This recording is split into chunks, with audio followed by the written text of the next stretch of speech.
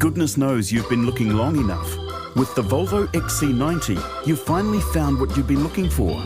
A luxury SUV with seating for up to 7 people and loads of cargo space. Not to mention premium technology, including Google Maps, Google Assistant and Google Play. The Volvo XC90 is what you're looking for.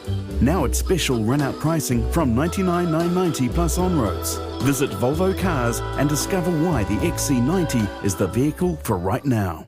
You're listening to the Weekend Sport Podcast with Jason Pine from News Talk ZB. Ecuador's Jhonatan Narváez leads the general classification heading into the final stage of cycling's Tour Down Under in Adelaide today. Platt is going to try and defend the position. Here comes Narváez. And is he going to take on Plappy on the corner because Onley is going to challenge and being pushed back. Narváez is going to win this. He said, I like the climb. It suits me and there's no arguing that now. As Narváez comes around the corner, gets the victory, gets the 10-second bonus. He will take the ochre jersey tonight. Yes, so Narváez holds a 9-second lead over the previous leader, Spain's Javier Romo. Kiwi Finn Fisher-Black, third overall, just 12 seconds behind the leader. Finn Fisher-Black's had 2 podium finishes so far on the tour. And fellow Kiwi Corbin Strong has had 3 top 10 finishes. The 6th and final stage is flat, 20 laps through a circuit of central Adelaide, meaning the result is very much still up in the air. Let's bring in cycling analyst Del Woodford. Del, heading into the final stage, as I mentioned, Kiwi Finn Fisher-Black third. How likely is it that he could make up the 12 seconds and win the tour? Yeah, thanks, Jason. It'd be pretty difficult, I think, on that circuit. It's a 4-kilometre circuit. It's super fast. Often a little break will go away to try and pick up there's 2 intermediate sprints, which will, I think they'll have some time bonuses on them, I'd imagine. So unless he can sneak away, but his team has also got Sam Welsford on it, winner of the first two stages of the tour. He's an equal first in the points competition, so they'll be a little bit focused to try and get him the points jersey and hold Finn's third place. I would say to keep him on the podium. They'll be more interested in maintaining that podium and getting Welsford into the sprint jersey. But it's bike racing, a lot can happen, and Finn has certainly shown the kick he put up Wollonga Hill to get up to that third place yesterday, and that was something pretty special. So if he's in with a chance, they will certainly have to watch him in the closing stages for sure, because he will be trying, I would imagine. Where is Finn Fisher-Black in his career arc at the moment, Del? Is he, give us a bit of an insight into where he is in his pro cycling career right now? Oh, I think he's just ready to step up another level. We saw him take some victories last year, and he was in the part of the UAE team with Tadej Pogačar, moving to the new super team Red Bull. He'll get some more opportunity, and it's great they've given it to him so early in the season, so they're obviously looking for him to target some of the early season races. I haven't looked at his program going forward, Jason, but he's a huge talent. He's ready, I think, he already has taken on some of the best in the world, and I really think we'll see him step up again this season and next season. Everything goes his way, and you need a little bit of luck. You need to get starts in the right races, be injury-free at the right time, but we know what he can do. We've seen it since he was a junior, and just seeing him race this week, the maturity he's shown this week to back himself and take on the best at the Tour Down Under, I think his trajectory is heading in the right direction for a number of years yet. Yeah, that's great to hear. He's not the only Kiwi, of course, on the tour. I mentioned Corbin Strong, but others as well. Who else among the Kiwi riders have impressed you? Yeah, it's big, isn't it? 8 riders in the tour, if we include, Robert Standard, who rides under the Australian flag, but of course out of Palmerston North and Palmerston North Boys High, so we'll always claim him. Well, I think, it's hard. It's the first race of the year. Who's impressed? Lawrence Pithy's done a good job, looking after Finn Fisher-Black and that Red Bull team, particularly yesterday when it split in the crosswinds. There was a little bit of panic, and it just shows how quickly a race can change. I think he's rid really well. As you mentioned, Corbin Strong, I rate Corbin as probably a best chance to pick up a Tour de France stage win. He's always there or thereabouts in the sprints. He's nuggety on the climbs. Very smart bike rider. I've said it many times. He reminds me a lot of Ali Babiani, and showing great form early in the season, as you said, with the intro, with a number of placings in the top 10 already. 3 in the top 10 in this tour. So he'll get better as the season goes on as well, and I think he'll bring us a big victory. Aaron Gate stepping up. I think Gate will be a good chance this afternoon, riding for first time in the World Tour with the Astana team.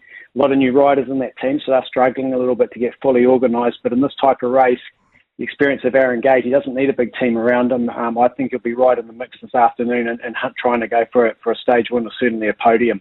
The other riders, Dion Smith with his experience, Campbell Stewart, George Bennett doing a good job for Israel Premier Tech, trying to set up them for the GC. Tried really hard, just didn't go their way. So all our riders are performing really well, and to have 8 at the opening race of the World Tour on the start line is pretty special for New Zealand. Just back to Finn Fisher-Black then, with regards to the Tour de France. I know Kiwi's there last year. Could a podium here help him into a place in the Tour de France? I don't think he'll be in the Tour de France team for UAE this year. It's probably a couple of years away. They'll have their 8 riders pretty much stamped in for the Tour with their program around Tadej Pogačar. Although, that it's so early in the year, lots can happen. Riders can get injured, things can crash, lots of things can change. So he would be on the long list, I would say, Piney, for that. If something happened to a rider, he's a great rider to bring in. He's strong time trials. He's got a good finish. But I think they really want riders that can hang around Pogačar in the mountains. I think Corbin Strong may be a more likely start, and possibly George Bennett this year might get another crack at the Tour de France. Let's hope so. This is the first real hit out of the year for a lot of these teams and these cyclists. How much of a bearing does this race have when those teams are selecting their cyclists for the Grand Tours? There's a little bit, just to see how they might work together. You don't know what the directors might be looking for. Like Brian Cocard rides for Cofidis. He's certainly going to be one of their key men in the Tour de France for stage wins. There's a few opportunities for sprinters this year, so teams that haven't got anyone that can compete in, say, the top 5 for the general classification will be looking at riders in this race to see what opportunities there will be for them in a race like the Tour or the Giro d'Italia. And a lot of the riders, the teams will also be looking at the form at this part of the season to see what they can build on for the Spring Classics and which riders might be able to slot into those. So even though it's super early in the season, a lot of the main riders are still in Europe training and preparing. But for the younger riders and the riders coming through, it gives the directors a really good understanding of how they might be able to gel into a squad or take some opportunities. Like look at Lawrence Pithy in this race, what he did last year at the Spring Classics. He'll be using this race, doing all the work for Finn and Sam Welsford, but he's using that to build the big engine to have a crack in those Spring Classics in April. For a while, you mentioned George Bennett there before. He's been our one cycling hope, I guess, to follow, and he's done so well. Still riding, of course, but this next generation seems to be coming through now. We've mentioned Finn Fisher-Black, Corbin Strong, Lawrence Pithy you've mentioned a couple of times. How are they looking as a collective, to ride us forward, if you like?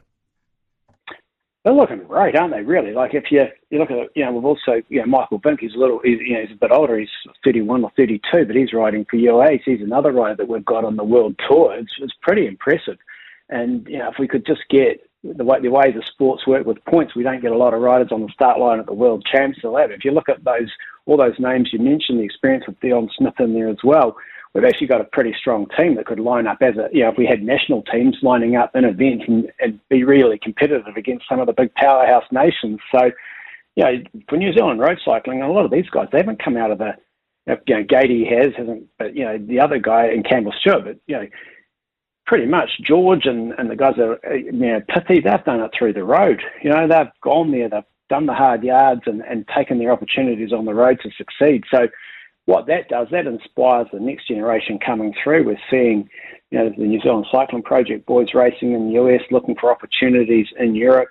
And because of having so many at that level, it means teams start to think about now, I wonder what other New Zealanders might be available. So they start to sort of spread the net a little wider. And then, of course, with all the Swift and online racing and competition, sort of like on an esports side, they're keeping an eye on that. You never know who comes out of that, and we've got some really good riders competing internationally in that space as well. Looking globally, the Tour de France always jumps out, doesn't it? 112th edition this year, starting on the 5th of July in Lille and finishing up in Paris, obviously, later in the month. What sort of storylines do you expect to be written in the Tour de France this year? I guess what I'm asking is, can anyone beat Tadej Pogacar? Jonas Vingegaard, possibly, but outside of that, it's a race for third place on the podium. If those two go into the race fit, healthy, and stay crash-free throughout the race, I think it'll be a two-horse race, but it's 3 weeks, 21 days, and a lot can happen. But where we sit right now, Jason, it's super hard to see anybody taking them on. They just seem to be a whole level above. It's another tour with a lot of climbs. I can't see anyone pushing those two riders out. Yeah, we saw Vingegaard pushing Tadej Pogacar last year, coming off a horrendous injury. So, both of those going into the tour with peak form. I think we'll see some battle royals in the mountains. Throw Remco Evenepoel in there as well. But I think they're all sort of trying to hang on and get as close as they can, limit their losses, and concentrate on the battle for the podium. Good man, Del. Always enjoy chatting cycling with you. We'll keep an eye out for Finn Fisher-Black this afternoon. Hopefully he can finish on the podium. Thanks as always for taking the time for a chat. Pleasure, Jason. Anytime. Thank you. All the best, mate. Del Woodford there, our cycling analyst, a fairly familiar voice to cycling fans. And yeah, Finn Fisher-Black is in third place, 12 seconds behind the leader, Ecuador's Jhonatan Narváez, as they head into the final stage of cycling's Tour Down Under in Adelaide. Sixth and final stage is flat, 20 laps through a circuit of central Adelaide. So 12 seconds, as you heard Del say, is a little bit difficult to make up in a stage like that, but anything can happen, and a finish on the podium would be a great way to start the year for Finn Fisher-Black out of Nelson. Pretty impressive cycling family, with sister Neve also doing great things around the world in a cycling sense. For more from Weekend Sport with Jason Pine, listen live to News Talk ZB weekends from midday, or follow the podcast on iHeartRadio.